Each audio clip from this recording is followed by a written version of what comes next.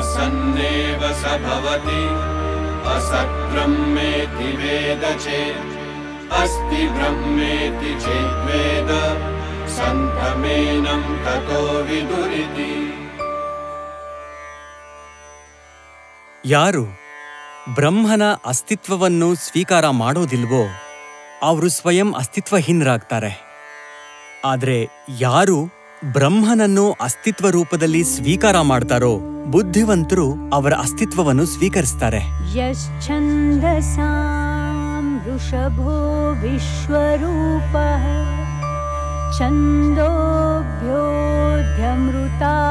ಸಂಬಭೂವ ಸಮೇಂದ್ರೋ ಮೇಧಯಾ ಸ್ಪೃಣೋತು ಅಮೃತಸ್ಯ ದೇವಧಾರಣೋ ಭೂಯಾಸಂ ಶರೀರಂ ಮೇ ವಿಚರ್ಷಣಂ ಜಿಹ್ವಾ ಮೇ ಮಧುಮತ್ತಮಾ ಕರ್ಣಾಭ್ಯಾಂ ಭೂರಿ ವಿಶ್ರುವಂ ಬ್ರಹ್ಮಣಃ ಕೋಶೋಸಿ ಮೇಧಯಾ ಪಿಹಿತಃ ಶ್ರುತಂ ಮೇ ಗೋಪಾಯ. ಓಂ ಶಾಂತಿ ಶಾಂತಿ ಶಾಂತಿ. ಈ ಸ್ತ್ರೀ ಸ್ವರ ಪರಿಚಿತ ಧ್ವನಿಯಂತೆ ಕಾಣಿಸ್ತಿಲ್ಲ. ವೈದಿಕ ಯುಗದಲ್ಲಿ ಸ್ತ್ರೀಯರು ವೇದಪಾಠವನ್ನ ಮಾಡ್ತಿದ್ರೇನು? ಹೋಗಿ ನೋಡ್ತೀನಿ.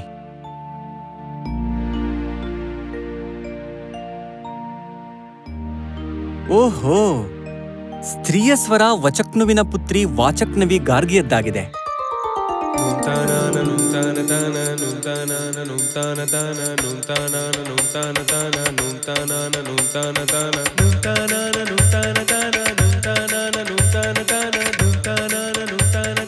ಗಾರ್ಗಿ, ತುಂಬಾ ಆಗೋಯ್ತು ಶಿಕ್ಷಣ. ಈಗ ಬೇಗ ಗಾರ್ಗಿಗೆ ಒಂದು ವರನ ಹುಡುಕಿ.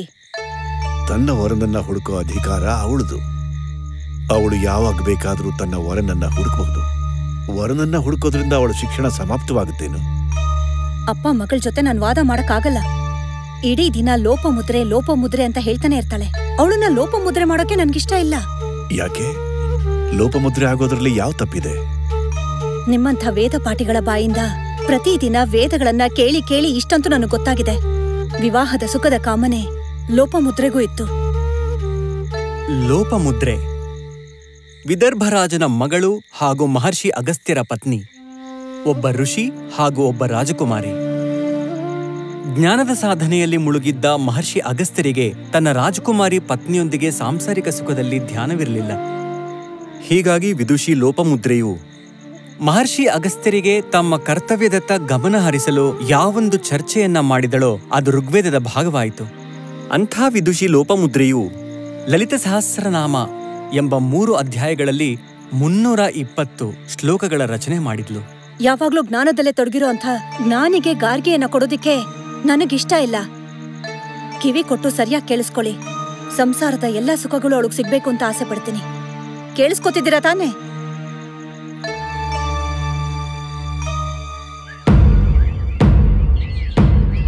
ಕೇಳಿ ಕೇಳಿ ಕೇಳಿ, ಮಿಥಿಲಾ ದೇಶದ ರಾಜ ಜನಕನು ವಿದೇಹ ಜನಕನು ಬ್ರಹ್ಮಸಭೆಯ ಆಯೋಜನೆ ಮಾಡಿದ್ದಾನೆ. ದೂರ ದೂರದಿಂದ ಋಷಿಗಳು, ತಪಸ್ವಿಗಳು, ವಿದ್ವಾಂಸರು, ವಿಚಾರಕರು ಬ್ರಹ್ಮಸಭೆಯಲ್ಲಿ ಭಾಗವಹಿಸಲು ಬರುತ್ತಿದ್ದಾರೆ. ವೇದಜ್ಞರು, ವಿದ್ಯಾರ್ಥಿಗಳು ಎಲ್ಲರನ್ನೂ ಬ್ರಹ್ಮಸಭೆಗೆ ಆಮಂತ್ರಿಸಲಾಗಿದೆ. ಅಪ್ಪ ಅಪ್ಪ ಅಪ್ಪ ಅಪ್ಪ ಅಪ್ಪ ಅಪ್ಪ ವಿದೇಹ ಜನಕ ಮತ್ತೊಮ್ಮೆ ಬ್ರಹ್ಮಸಭೆನ ಆಯೋಜಿಸಿದಾನೆ. ಆರ್ಯವರ್ತದ ಪ್ರತಿಯೊಬ್ರು ಅಲ್ಲಿರ್ತಾರೆ. ಆಚಾರ್ಯ ಆರುಣಿ ಉದ್ದಾಲಕ, ಆಚಾರ್ಯ ಉಶಸ್ತಿ, ಆಚಾರ್ಯ ಕಹೋಳ, ಆಚಾರ್ಯ ವಿದಗ್ಧ ಶ್ವೇತಕೇತು, ಹಾಗೆ ಹಾಗೆ ಬಹುಶಃ ಆಚಾರ್ಯ ಯಾಜ್ಞವಲ್ಕ್ಯರ ದರ್ಶನನೂ ಅಲ್ಲೇ ಆಗುತ್ತೆ. ನೀನ್ ಎಲ್ಲಿಗೂ ಹೋಗ್ತಿಲ್ಲ. ಯಾಕೆ? ಗಾರ್ಗಿ ಅಲ್ಲಿಗೆ ಯಾಕೆ ಹೋಗ್ಬಾರ್ದು? ಇವಳನ್ನ ಬ್ರಹ್ಮವಾದ್ನಿ ಮಾಡೋದಿಕ್ಕೆ ನನ್ಗಿಷ್ಟ ಇಲ್ಲ. ಬ್ರಹ್ಮನನ್ನ ತಿಳಿಯೋದಕ್ ಹೊರಟು ಈ ಹುಡುಗಿಯರು ತಪಸ್ವಿ ಋಷಿಗಳಿಗೆ ಏಕೆ ಮುಗ್ಧರಾಗ್ತಾರೆ ಅಂತ ನನಗೆ ಗೊತ್ತಿಲ್ಲ. ಋಷಿಗಳನ್ನ ಸೋಲ್ಸೋದಕ್ ಹೋಗಿ ತಾವೇ ಸೋತು ಬರ್ತಾರೆ. ಅಮ್ಮ, ವಿಶ್ವರ, ಅಪಾಲ, ಘೋಷ ಕಾಟಿ, ಕಲಾಪಿ, ಕಹಾವರ್ಚಿ, ರೋಮಶ, ಸುಲಭ, ಯಾಮಿ, ವೈಶ್ವತಿ, ಮೈತ್ರೇಯಿ ಇವರೆಲ್ಲ ಬ್ರಹ್ಮಸಭೆಗೆ ಹೋಗ್ತಾ ಇರ್ಲಿಲ್ವಾ? ಮೈತ್ರೇಯಿ ಯಜ್ಞವಲ್ಕರಿಂದ ಸೋತ್ ಹೋದ್ಲು ತಾನೆ. ಯಾಜ್ಞವಲ್ಕರ್ ಜೊತೆ ಸೋಲೋದ್ರಲ್ಲೂ ಗೌರವ ಇದೆ ಅಮ್ಮ. ಸುಮ್ನೆ ಇರು ವಾಚಾಳಿ. ಬಡ ಋಷಿ ಕುಮಾರರೊಡನೆ ಗಾರ್ಗಿ ಹೋಗೋದಿಲ್ಲ. ಕೇಳಿಸ್ಕೊಂಡ್ರಾ? ಅಪ್ಪ,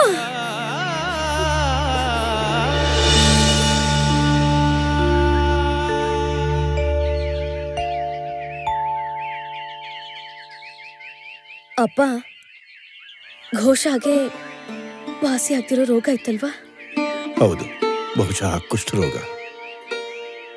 ಮತ್ತವಳು ಹೇಗ್ ಗುಣ ಆದ್ಲು? ದೀರ್ಘತಮರ ಮೊಮ್ಮಗಳು ಘೋಷ ಬ್ರಹ್ಮವಾದಿನಿಯಾಗಿದ್ಲು. ಅಸಾಧ್ಯ ರೋಗದ ಕಾರಣದಿಂದ ಆಕೆ ವಿವಾಹದಿಂದ ವಂಚಿತಳಾಗಿದ್ಲು. ಜ್ಞಾನದ ಸುಖವೇನೋ ಇತ್ತು, ಆದರೆ ಶರೀರದ ಸುಖ ಇರಲಿಲ್ಲ. ಬಹುಶಃ ಅದೊಂದೇ ಕಾಮನೆ ಆಕೆಯ ಮನಸ್ಸಲ್ಲಿ ಉಳಿದಿತ್ತೇನೋ. ಅವಳು ದೇವತೆಗಳ ಚಿಕಿತ್ಸಕ ಅಶ್ವಿನಿ ಕುಮಾರರನ್ನ ಪ್ರಾರ್ಥನೆ ಮಾಡಿದ್ಲು. ಅಶ್ವಿನಿ ಕುಮಾರರು ಆಕೆಯ ಆ ಕಾಮನೆಯನ್ನ ಪೂರ್ಣ ಮಾಡಲು ಆಕೆಯನ್ನ ಗುಣಪಡಿಸಿದ್ರು. ಹಾಗೂ ನನಗೂ ವಾಸಿ ಆಗ್ತಾ ಇರೋ ರೋಗ ಇದೆ. ಮಗಳೇ, ಇದೇನು ಹೇಳ್ತಿದ್ಯಾ ನೀನು? ಹೌದಪ್ಪ, ಯಾವುದೇ ಋಷಿಗಳು ಬ್ರಹ್ಮ ಅಂತಾರೋ ಆ ಸತ್ಯನ ತಿಳಿದೇನೆ ನಾನು ಗುಣವಾಗೋದಿಲ್ಲ. ಮಗಳೇ, ಇವತ್ ನಾನ್ ತಿಳ್ಕೊಂಡೆ ನಿನ್ನ ಅಸಾಧ್ಯ ರೋಗವನ್ನ. ಬ್ರಹ್ಮಸಭೆಗೆ ಹೋಗದೆ ನೀ ಸುಮ್ಮನೆ ಇರೋದಿಲ್ಲ ಅಲ್ವಾ?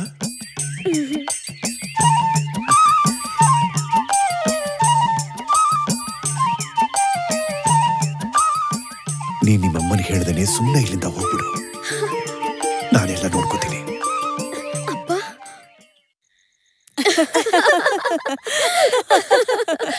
ಗಾರ್ಗಿ, ಈ ಬ್ರಹ್ಮಸಭೆ ಹೇಗಿರುತ್ತೆ? ಅದಕ್ಕಾಗಿ ನೀನು ಒಂದೊಂದು ದಿನ ಹೇಗ್ ಕಳಿತಿದ್ಯಾ ಅಂದ್ರೆ ಒಬ್ಬ ಪ್ರೇಯಸಿ ತನ್ನ ಪ್ರಿಯತಮನಿಗೋಸ್ಕರ ವಿರಹದಲ್ಲಿ ದಿನ ಕಳೆದ ಹಾಗೆ. ಅಯ್ಯೋ, ಇಂಥ ಅವಕಾಶ ದಿನ ಬರುತ್ತಾ? ವರ್ಷಗಳಲ್ಲೊಮ್ಮೆ ಬ್ರಹ್ಮಸಭೆನ ಆಯೋಜಿಸ್ತಾರೆ. ಈ ಬ್ರಹ್ಮಸಭೆಯಲ್ಲಿ ಏನಾಗುತ್ತೆ? ಬ್ರಹ್ಮನ ಪ್ರಮಾಣೀಕರಣಕ್ಕೆ ಸಭೆ ಕರೀತಾರಲ್ಲ, ಅದನ್ನ ಬ್ರಹ್ಮಸಭೆ ಅಂತ ಕರೀತಾರೆ. ಅದ್ರಲ್ಲಿ ಏನ್ ಮಾಡ್ತಾರೆ? ಚರ್ಚೆ. ಚರ್ಚೆ? ಯಾರ್ದು? ಬ್ರಹ್ಮಂದು. ಸರ್ವಂ ಖಲ್ವಿದಂ ಬ್ರಹ್ಮ. ಪ್ರಪಂಚದಲ್ಲಿ ನಾವೇನೆಲ್ಲ ನೋಡ್ತೀವೋ ಅದೆಲ್ಲವೂ ಬ್ರಹ್ಮವಾಗಿದೆ. ನಾನ್ ಯಾರು, ನೀನ್ ಯಾರು, ಈ ಸೃಷ್ಟಿ ಹೇಗಾಯ್ತು, ಇದರ ರಚನೆಕಾರ ಯಾರು, ಇವೆಲ್ಲದರ ಚರ್ಚೆ ಬ್ರಹ್ಮಸಭೆಯಲ್ಲಿ ನಡೆಯುತ್ತೆ. ಮತ್ತೆ ಈ ಯಾಜ್ಞವಲ್ಕ್ಯ ಯಾರು? ಅಯ್ಯೋ, ನಿಮ್ಗೆ ಯಾಜ್ಞವಲ್ಕರ್ ಗೊತ್ತೇ ಇಲ್ವಾ? ಅಯ್ಯೋ, ನನಗ್ ಬ್ರಹ್ಮನೇ ಗೊತ್ತಿಲ್ಲ. ಹೀಗಿರುವಾಗ ಈ ಯಾಜ್ಞವಲ್ಕ್ಯ ಯಾವ ಊರಿಂದೋರೆ? ಯಾಜ್ಞವಲ್ಕ್ಯ ವೈದಿಕ ಕಾಲದ ಬ್ರಹ್ಮನಿಷ್ಠ ಮಹಾನ್ ಋಷಿಗಳು, ಮಹಾನ್ ಚಿಂತಕರು. ಅವರು ವಾದ ವಿವಾದದಲ್ಲಿ ಅಪರಾಜಿತರಾಗಿದ್ದಾರೆ. ಅವರನ್ನು ವಾಜಸನಿ, ಬ್ರಹ್ಮರಥ ಹಾಗೂ ದೇವವ್ರತ ಅಂತನೂ ಕರೀತಾರೆ. ಉದ್ದಾಲಕ ಋಷಿಗಳಿಂದ ಅವರು ದರ್ಶನಶಾಸ್ತ್ರವನ್ನು, ವೈಶಂಪಾಯನ ಋಷಿಯಿಂದ ವೇದಗಳನ್ನು ಹಾಗೂ ಹಿರಣ್ಯನಾಭ ಕೌಶಲ್ಯ ಋಷಿಗಳಿಂದ ಯೋಗಶಾಸ್ತ್ರದ ಶಿಕ್ಷಣವನ್ನು ಪಡೆದರು. ವೇದಗಳನ್ನ ಎಲ್ಲಾ ಬ್ರಾಹ್ಮಣರು ಕಲಿತಾರೆ. ಯಾಜ್ಞವಲ್ಕರಲ್ಲಿ ಅಂಥದ್ದೇನಿದೆ? ನೀನದನ್ನ ಕೇಳೋದಕ್ ಹೋಗ್ತಾ ಇದ್ಯಾ? ಅವರು ಬಾಲ್ಯದಿಂದನೇ ಅಸಾಧಾರಣರಾಗಿದ್ದಾರೆ ಅಂತ ಕೇಳಿದ್ದೀನಿ. ಒಮ್ಮೆ ಅವರು ಶಾಕಲ್ಯ ಋಷಿಗಳಿಂದ ಋಗ್ವೇದವನ್ನ ಕಲಿತಾ ಇದ್ದಾಗ ಸುಪ್ರಿಯ ಅನ್ನೋ ಹೆಸರಿನ ರಾಜ ಅವ್ರ ಊರಿಗೆ ಮಳೆಗಾಲದ 4 ತಿಂಗಳು ಸಾಧನೆಗಾಗಿ ಬಂದ್ರಂತೆ. ಸುಪ್ರಿಯ ರಾಜ ಶಾಕಲ್ಯರಲ್ಲಿ ಪ್ರಾರ್ಥನೆ ಮಾಡಿದ್ದಂತೆ. ಹೀಗಾಗಿ ಶಾಕಲ್ಯರು ಪ್ರತಿದಿನ ಒಬ್ಬ ಶಿಷ್ಯನ್ನ ಸುಪ್ರಿಯರ ಬಳಿ ಯಜ್ಞಕ್ಕಾಗಿ ಕಳ್ಸಕ್ಕೆ ಶುರು ಮಾಡಿದ್ರಂತೆ. ಹೀಗೆ ಒಂದಿನ ಯಾಜ್ಞವಲ್ಕ್ಯರು ಯಜ್ಞ ಮುಗಿಸಿ ಅಭಿಷೇಕದ ಜಲ ಮತ್ತೆ ಅಕ್ಷತೆನ ರಾಜನ ತಲೆ ಮೇಲೆ ಪ್ರೋಕ್ಷಣೆ ಮಾಡಕ್ ಹೋದಾಗ ಇದ್ದಕ್ಕಿದ್ದ ಹಾಗೆ ರಾಜ ಆ ಜಲ ಮತ್ತೆ ಅಕ್ಷತೆನ ಪಕ್ಕದಲ್ಲೇ ಇದ್ದ ಒಣಗಿದ ಕಟ್ಕೆ ಮೇಲೆ ಹಾಕಕ್ ಹೇಳಿದ್ದಂತೆ. ಯಾಜ್ಞವಲ್ಕ್ಯರು ಹಾಗೆ ಮಾಡಿದ್ರು. ಆದ್ರೆ ಆಶ್ಚರ್ಯ ಏನಂದ್ರೆ ಕೆಲವು ಸಮಯದ ನಂತರ ರಾಜ ಆ ಒಣಗಿದ ಕಟ್ಕೆ ಮೇಲೆ ಮೊಳಕೆ ಬಂದಿರೋದನ್ನ ಕಂಡ. ಒಣಗಿದ ಕಟ್ಕೆ ಮೇಲೆ ಹಸಿರು ಎಲೆನ ಕಂಡು ಆಶ್ಚರ್ಯಗೊಂಡ ರಾಜ ಶಾಕಲ್ಯರಲ್ಲಿ ಮತ್ತೊಮ್ಮೆ ಯಾಜ್ಞವಲ್ಕ್ಯರನ್ನ ಕಳ್ಸಕ್ ಹೇಳಿದ್ನಂತೆ. ಆದ್ರೆ ಯಾಜ್ಞವಲ್ಕ್ಯರು ಆ ದುರಹಂಕಾರಿ ರಾಜನ್ ಬಳಿ ಹೋಗಕ್ಕೆ ತಿರಸ್ಕರಿಸಿದ್ರು. ತಮ್ಮ ಆಜ್ಞೆಯ ಅವಹೇಳನವನ್ನ ಕಂಡು ಗುರುಗಳು ತಮ್ಮ ಶಿಷ್ಯನ ಮೇಲೆ ತುಂಬಾ ಕೋಪ ಮಾಡ್ಕೊಂಡ್ರು. ಅವರು ಯಾಜ್ಞವಲ್ಕ್ಯರನ್ನ ತಮ್ಮಿಂದ ಕಲಿತ ಎಲ್ಲಾ ಜ್ಞಾನವನ್ನ ವಾಪಸ್ ಮಾಡಕ್ ಕೇಳಿದ್ರು.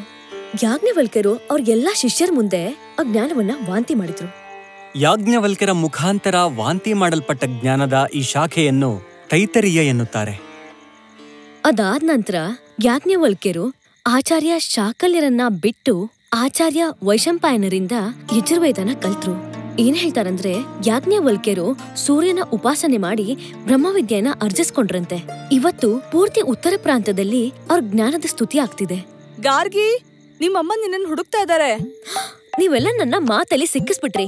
ಹೋಗಿ ಬೈಗ್ಲ ಕೇಳ್ಬೇಕಾಗತ್ತೆ. ಬೈಗುಳ ಅಲ್ಲ, ಬ್ರಹ್ಮಜ್ಞಾನ.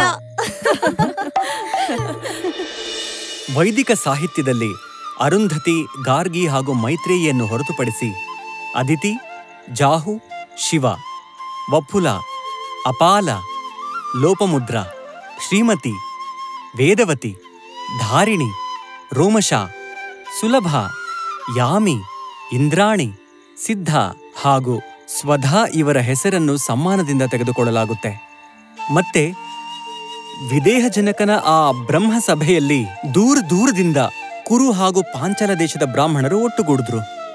ಅವರಲ್ಲಿ ಜರತ್ಕಾರು ಆರ್ತಭಾಗ, ಉಶಸ್ತ ಚಾಕ್ರಾಯಣ, ಕಹೋಳ ಕೌಶಿತ್ಕೇಯ, ಆರುಣಿ ಉದ್ದಾಲಕ, ವಿದಗ್ಧ ಶಾಕಲ್ಯ ಹಾಗೂ ಗಾರ್ಗಿಯೂ ಇದ್ಲು. ವಿದಗ್ಧ, ಇಂದು ಯಾಜ್ಞವಲ್ಕರನ್ನ ಗೆಲ್ಲೋದಕ್ಕೆ ಬಿಡಬಾರದು, ಅರ್ಥ ಆಯ್ತಾ? ಸೋಕಾಮಯತ ಬಹುಸ್ಯಾಂ ಪ್ರಜಾಯೇಯೇತಿ ಸತಪೋತಪ್ಯತ ಸತಪಸ್ತಪ್ತ್ವಾ. ಹೇ ಪೂಜ್ಯ ಬ್ರಾಹ್ಮಣರೇ, ನಿಮ್ಮಲ್ಲಿ ಯಾರಾದರೂ ಬ್ರಹ್ಮನಿಷ್ಠರಿದ್ದರೆ, ಸರ್ವಶ್ರೇಷ್ಠ ಬ್ರಹ್ಮಜ್ಞಾನಿಯಾಗಿದ್ದರೆ ಅವರು ನನ್ನ ಗೋಶಾಲೆಯಲ್ಲಿರುವ 1000 ಗೋವುಗಳು, ಅವುಗಳ ಕೊಂಬುಗಳ ಮೇಲೆ 10 ಸ್ವರ್ಣ ಮುದ್ರೆಗಳನ್ನ ಕಟ್ಟಲಾಗಿದೆ. ಅದನ್ನ ತೆಗೆದುಕೊಂಡು ಹೋಗಿ. 10 ಸ್ವರ್ಣ ಮುದ್ರೆಗಳನ್ನು ಯಾವ ಕೊಂಬುಗಳ ಮೇಲೆ ಕಟ್ಟಲಾಗಿದೆಯೋ ಅಂಥ 1000 ಗೋವುಗಳು. ಯಾರಿಗೂ ವಿಶ್ವಾಸನೇ ಆಗ್ತಿರ್ಲಿಲ್ಲ. ಹಾಗೂ ತನ್ನನ್ನು ಸರ್ವಶ್ರೇಷ್ಠ ಬ್ರಹ್ಮಜ್ಞಾನಿ ಅಂತ ಅರಿಯುವ ಸಾಹಸ ಯಾರು ಮಾಡ್ತಾರೆ?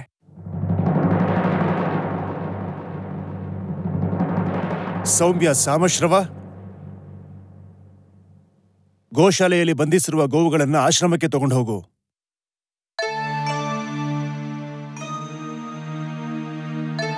ಯಾಜ್ಞವಲ್ಕ್ಯ, ನೀನು ನಿಜವಾಗಿಯೂ ಸರ್ವಶ್ರೇಷ್ಠ ಬ್ರಹ್ಮಜ್ಞಾನಿನ? ಇಲ್ಲಿರುವ ಎಲ್ಲ ಸರ್ವಶ್ರೇಷ್ಠರಿಗೂ ನನ್ನ ಪ್ರಣಾಮಗಳು. ನನಗೆ ಈ ಗೋವುಗಳ ಅವಶ್ಯಕತೆ ಇತ್ತು, ಅದಕ್ಕೆ ಇಲ್ಲಿಂದ ತಗೊಂಡು ಹೋಗ್ತಾ ಇದ್ದೀನಿ. ಈಗ ಇಲ್ಲಿ ಯಾರು ತಮ್ಮನ್ನು ಬ್ರಹ್ಮನಿಷ್ಠರೆಂದು ತಿಳಿದಿರುವಿರೋ ಅವರು ನನಗೆ ಸವಾಲನ್ನ ಹಾಕ್ಬೋದು. ಯಾಜ್ಞವಲ್ಕ್ಯ, ನನ್ನ ಪ್ರಶ್ನೆಗಳಿಗೆ ಉತ್ತರ ಕೊಡದೆ ನೀನಿಲ್ಲಿಂದ ಒಂದು ಗೋವನ್ನು ತಗೊಂಡು ಹೋಗೋ ಹಾಗಿಲ್ಲ. ಮತ್ತೆ ಒಬ್ಬೊಬ್ಬರಂತೆ ಆರ್ತಭಾಗ, ಉಶಸ್ತ್ಯ ಚಾಕ್ರಾಯಣ, ಕಹೋಳ ಕೌಶಿತ್ಕೇಯ, ಆರುಣಿ ಉದ್ದಾಲಕರು ಯಾಜ್ಞವಲ್ಕ್ಯರನ್ನ ಪ್ರಶ್ನೆ ಕೇಳಿದ್ರು.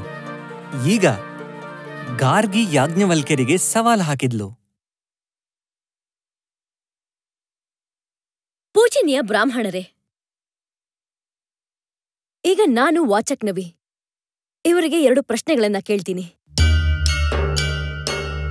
ಒಂದ್ ವೇಳೆ ಇವರು ನನ್ನ 2 ಪ್ರಶ್ನೆಗಳಿಗೆ ಉತ್ತರ ಕೊಟ್ರೆ ಆಗ ನೀವು ಇನ್ಯಾವತ್ತೂ ಇವರನ್ನ ಬ್ರಹ್ಮ ವಿಷಯವಾಗಿ ಗೆಲ್ಲಕ್ ಸಾಧ್ಯನೇ ಇಲ್ಲ.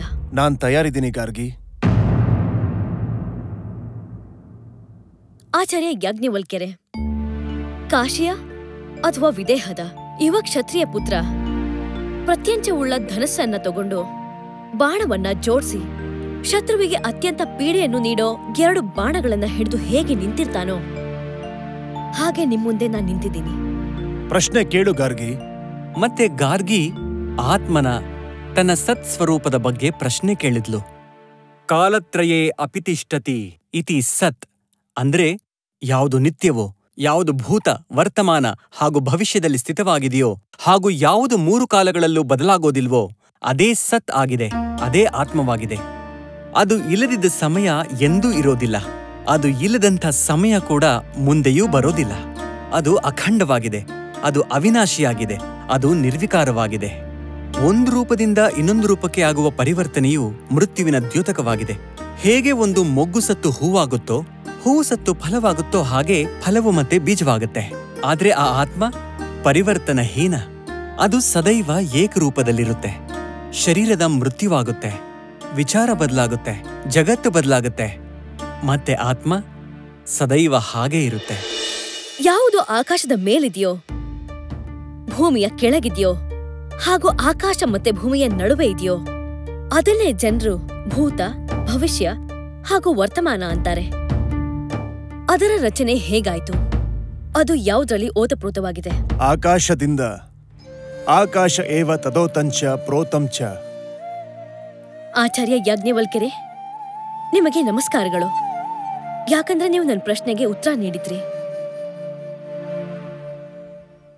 ಈಗ ನನ್ನ 2ನೇ ಪ್ರಶ್ನೆ. ಕೇಳು ಗಾರ್ಗಿ. ಆಕಾಶದ ರಚನೆನ ಯಾರ್ ಮಾಡಿದ್ರು? ಅದು ಯಾವುದ್ರಲ್ಲಿ ಓತಪ್ರೋತವಾಗಿದೆ? ಗಾರ್ಗಿ, ನೀನ್ ಏನ್ ಕೇಳಿದ್ಯೋ ಅದಕ್ಕುತ್ತರ ಇಲ್ಲಿದೆ. ಅದನ್ನ ಬ್ರಹ್ಮವೇತ್ತರು ಅಕ್ಷರ ಅಂತ ಕರೀತಾರೆ, ಬ್ರಹ್ಮ ಅಂತಾರೆ. ಅದೇ ಆತ್ಮವಾಗಿದೆ, ಅದೇ ಸತ್ ಆಗಿದೆ. ಅದು ಎಲ್ಲಾ ಸ್ಥಿತಿಯಲ್ಲೂ ಒಂದೇ ರೀತಿ ಇರುತ್ತೆ. ಅದು ಸುಂದರವೂ ಅಲ್ಲ, ಅಸುಂದರವೂ ಅಲ್ಲ. ಅದು ಸೂಕ್ಷ್ಮವೂ ಅಲ್ಲ, ಸ್ಥೂಲವೂ ಅಲ್ಲ, ದೀರ್ಘವೂ ಅಲ್ಲ, ಹ್ರಸ್ವವೂ ಅಲ್ಲ, ಪ್ರಕಾಶಮಾನವೂ ಅಲ್ಲ, ಅಂಧಕಾರವೂ ಅಲ್ಲ, ಆಕಾಶವಲ್ಲ, ವಾಯುವಲ್ಲ. ಅದಕ್ಕೆ ಆಕಾರವಿಲ್ಲ, ನೆರಳಿಲ್ಲ. ಅದಕ್ಕೆ ಸ್ನೇಹವಿಲ್ಲ, ಆಸಕ್ತಿಯೂ ಇಲ್ಲ. ಅದು ಅಗ್ನಿಯೂ ಅಲ್ಲ, ಜಲವೂ ಅಲ್ಲ. ಅದು ರಸವಲ್ಲ, ಗಂಧವಲ್ಲ, ಚಕ್ಷುವೂ ಅಲ್ಲ, ಶ್ರೋತ್ರವೂ ಅಲ್ಲ, ಮನವಲ್ಲ, ವಾಣಿಯಲ್ಲ, ತೇಜವಲ್ಲ, ಪ್ರಾಣವಲ್ಲ, ಬಾಯಿಯಲ್ಲ, ಮಾನವಲ್ಲ. ಅದರ ಒಳಗೆ ಏನೂ ಇಲ್ಲ, ಅದರ ಹೊರಗೂ ಏನೂ ಇಲ್ಲ. ಸಂಗ ಹಾಗೂ ನಿಸ್ಸಂಗಕ್ಕಿಂತ ಅತೀತವಾದದ್ದು ಅದು. ಅದಕ್ಕೆ ಅಂತ್ಯ ಅನ್ನೋದೇ ಇಲ್ಲ, ಅದನ್ನು ಕೊನೆಗಾಣಿಸಲು ಯಾರಿಂದಲೂ ಸಾಧ್ಯವಿಲ್ಲ. ಅದು ಅನಾದಿಯಾಗಿದೆ, ಅನಂತವಾಗಿದೆ. ಗಾರ್ಗಿ, ಇದೇ ಬ್ರಹ್ಮನ, ಇದೇ ಅಕ್ಷರದ ಸತ್ಯತೆಯ ಕಾರಣದಿಂದ ಸೂರ್ಯ ಹಾಗೂ ಚಂದ್ರ ತಮ್ಮ ತಮ್ಮ ಸ್ಥಾನಗಳಲ್ಲಿ ನಿಂತಿವೆ. ಇದೇ ಅಕ್ಷರದ ಸತ್ಯತೆಯ ಕಾರಣದಿಂದ ಭೂಮಿ ಹಾಗೂ ಆಕಾಶ ನಿಂತಿವೆ. ಇದೇ ಬ್ರಹ್ಮನ ಪ್ರಶಾಸನದ ಕಾರಣದಿಂದ ಪರ್ವತಗಳು ಸ್ಥಿರವಾಗಿವೆ, ನದಿಗಳು ಹರಿಯುತ್ತವೆ. ಇದೇ ಅಕ್ಷರದ ಪ್ರಶಾಸನದ ಕಾರಣದಿಂದ ಮನುಷ್ಯನು ದಾನ ಮಾಡುವವರ ಪ್ರಶಂಸೆ ಮಾಡುತ್ತಾನೆ. ದೇವತೆಗಳು ಯಜ್ಞ ಮಾಡುವವರನ್ನು ಹಾಗೂ ಪೂರ್ವಜರು ತರ್ಪಣದ ಅಪೇಕ್ಷೆ ನೀಡುತ್ತಾರೆ. ಗಾರ್ಗಿ, ಯಾರು ಈ ಅಕ್ಷರವನ್ನು, ಈ ಬ್ರಹ್ಮವನ್ನು, ಈ ಆತ್ಮವನ್ನು ತಿಳಿಯದೆ ಯಾರು ಯಜ್ಞವನ್ನು ಮಾಡುತ್ತಾರೋ, ಅನೇಕ ವರ್ಷಗಳವರೆಗೆ ಈ ತಪಸ್ಸನ್ನು ಯಾರು ಮಾಡುತ್ತಾರೋ ಅವರ ಎಲ್ಲ ಕಾರ್ಯಗಳು ಸಫಲವಾಗುವುದಿಲ್ಲ. ಗಾರ್ಗಿ, ಯಾರು ಈ ಅಕ್ಷರ ಬ್ರಹ್ಮವನ್ನು ತಿಳಿಯದೆ ಈ ಲೋಕದಿಂದ ಹೊರಟು ಹೋಗುತ್ತಾರೋ ಅವರು ಕೃಪಣರಾಗ್ತಾರೆ, ದೌರ್ಭಾಗ್ಯಶಾಲಿಗಳಾಗ್ತಾರೆ, ದಯೆಯ ಪಾತ್ರರಾಗ್ತಾರೆ.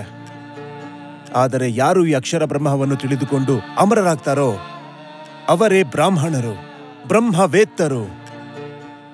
ಗಾರ್ಗಿ, ಆ ಬ್ರಹ್ಮವು ಸಂಪೂರ್ಣ ಜಗತ್ತಿನಲ್ಲಿ ಅಸ್ತಿತ್ವ ಮಾತ್ರದ ರೂಪದಲ್ಲಿ ಓತಪ್ರೋತವಾಗಿದೆ. ಆ ಬ್ರಹ್ಮವು ಮರವಾಗಿದೆ, ಆ ಬ್ರಹ್ಮವು ಪಶುವಾಗಿದೆ, ಆ ಬ್ರಹ್ಮವು ನಾವೆಲ್ಲರೂ ಆಗಿದ್ದೇವೆ. ಆ ಬ್ರಹ್ಮವು ನಾನಾಗಿದ್ದೇನೆ, ಆ ಬ್ರಹ್ಮವು ನೀನು ಕೂಡ ಆಗಿದ್ದೀಯ, ಆ ಬ್ರಹ್ಮವು ನೀವೂ ಆಗಿದ್ದೀರಿ. ಇಲ್ಲಿ ಇರೋದೇ ಆತ್ಮ. ಆ ಇರುವಿಕೆಯ ಮುಖಾಂತರ ಹೇಳಿರುವ ಅಸ್ತಿತ್ವವೇ ಆತ್ಮವಾಗಿದೆ. ಇಲ್ಲಿ ಸತ್ತೇ ಆತ್ಮವಾಗಿದೆ. ಇದೇ ನಮ್ಮ ವಾಸ್ತವಿಕ ರೂಪ. ಆಕಾರದಲ್ಲಿ ವಿಕಾರ ಬರುತ್ತೆ, ಆದರೆ ಆತ್ಮ ನಿರಾಕಾರ ಹಾಗೂ ನಿರ್ವಿಕಾರವಾಗಿದೆ. ಗಾರ್ಗಿ, ಇಲ್ಲಿ ಬ್ರಹ್ಮವೇ ನಮ್ಮೆಲ್ಲರ ಒಳಗೆ ಅದೃಶ್ಯ ದ್ರಷ್ಟ ಆಗಿದ್ದಾನೆ. ಅವನನ್ನ ಯಾರೂ ನೋಡಿಲ್ಲ, ಆದರೆ ಅವನು ಎಲ್ಲರನ್ನೂ ನೋಡ್ತಾನೆ. ಅವನ ಮಾತನ್ನು ಯಾರೂ ಕೇಳಿಲ್ಲ, ಆದರೆ ಅವನು ಎಲ್ಲರ ಮಾತನ್ನು ಕೇಳ್ತಾನೆ. ಅವನನ್ನು ಚಿಂತನೆ ಮಾಡಲಾಗದು, ಆದರೆ ಅವನು ಎಲ್ಲರ ಚಿಂತನೆ ಮಾಡ್ತಾನೆ. ಅವನ ಬಗ್ಗೆ ಯಾರಿಗೂ ತಿಳಿದಿಲ್ಲ, ಆದರೆ ಅವನು ಎಲ್ಲವನ್ನೂ ತಿಳಿದಿದ್ದಾನೆ. ಈ ಬ್ರಹ್ಮನನ್ನು ಹೊರತುಪಡಿಸಿ ಇಡೀ ಜಗತ್ತಿನಲ್ಲಿ ನೋಡುವಂತಹ ದ್ರಷ್ಟ, ಕೇಳುವಂತಹ ಶ್ರೋತ, ಚಿಂತನೆ ಮಾಡುವಂತಹ ಚಿಂತಕ ಅಥವಾ ಅರಿಯುವ ಜ್ಞಾತ ಯಾರೂ ಇಲ್ಲ. ಇದೇ ಬ್ರಹ್ಮನಿಂದಾಗಿ ಇಡೀ ಆಕಾಶವೇ ಓತಪ್ರೋತವಾಗಿದೆ. ಇದೇ ಸತ್ ಆಗಿದೆ. ಇದೇ ಅಮರ, ಅಜರಾಮರ. ಭಗವಾನ್, ಈ ಜ್ಞಾನ ಚರ್ಚೆಯಲ್ಲಿ ಇವರನ್ನ ಯಾರು ಸೋಲ್ಸಕ್ಕಾಗೋಲ್ಲ. ಈಗ ನಮ್ಗಿಲ್ಲಿ ಯಾವ್ದು ಸರಿ ಅಂದ್ರೆ ಇವ್ರ ಮುಂದೆ ಕೈ ಜೋಡಿಸಿ ಇವ್ರನ್ನ ವಿಜೇತರನ್ನೋದ್ರಲ್ಲಿ. ರಸಿಕರೇ, ಈ ಪ್ರಪಂಚ ಯಾವುದರಿಂದ ಓತಪ್ರೋತವಾಗಿದೆಯೋ ನಾವು ಅದರಿಂದ ಭಿನ್ನರಲ್ಲ. ಸತ್ ಸ್ವರೂಪ ಬ್ರಹ್ಮವೇ ನಾವು. ಅವಿದಿತ್ವಾ ಅಸ್ಮಾಲ್ಲೋಕಾತ್ ಪ್ರೈತಿ ಸಕೃಪಣಃ ಅಥಯ ಏತದಕ್ಷರಂ ಗಾರ್ಗಿ ವಿದಿತ್ವಾ ಅಸ್ಮಾಲ್ಲೋಕಾತ್ ಪ್ರೈತಿ ಸಬ್ರಾಹ್ಮಣಃ. ಹೇ ಗಾರ್ಗಿ, ಯಾರು ಆ ಅವಿನಾಶಿಯನ್ನು ತಿಳಿಯದೆ ಈ ಲೋಕದಿಂದ ಹೊರಟು ಹೋಗ್ತಾನೋ ಅವನು ದಯೆಗೆ ಪಾತ್ರನಾಗ್ತಾನೆ.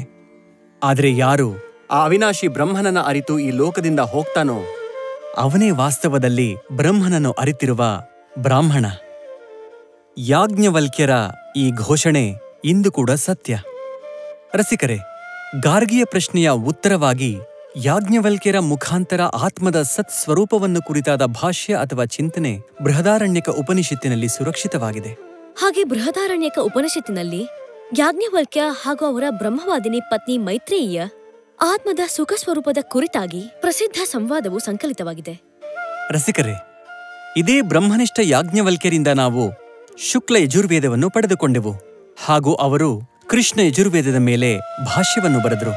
ಮಹರ್ಷಿ ಯಾಜ್ಞವಲ್ಕ್ಯರು ಸಾಂಗ ಶತಪಥ ಬ್ರಾಹ್ಮಣ, ಯಾಜ್ಞವಲ್ಕ್ಯ ಶಿಕ್ಷಾ, ಬೃಹದ್ ಯಾಜ್ಞವಲ್ಕ್ಯ, ಬೃಹದಾಂಗೀಯ ಯಾಜ್ಞವಲ್ಕ್ಯ, ಯೋಗ ವಿಷಯದ ಗ್ರಂಥ ಹಾಗೂ ಯಾಜ್ಞವಲ್ಕ್ಯ ಸ್ಮೃತಿಯನ್ನ ರಚಿಸಿದರು.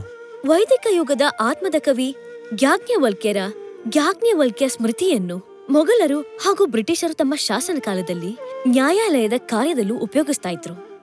ಅಂತಹ ಮಹಾನ್ ಯಾಜ್ಞವಲ್ಕ್ಯ ಹಾಗೂ ಗಾರ್ಗಿಗೆ ನಮ್ಮ ಪ್ರಣಾಮಗಳು. ಯಸ್ಯ ಪ್ರಸಾದಾತ್ ಭವಮಂಗಲಾರ್ಥಾ ಪ್ರಸೂ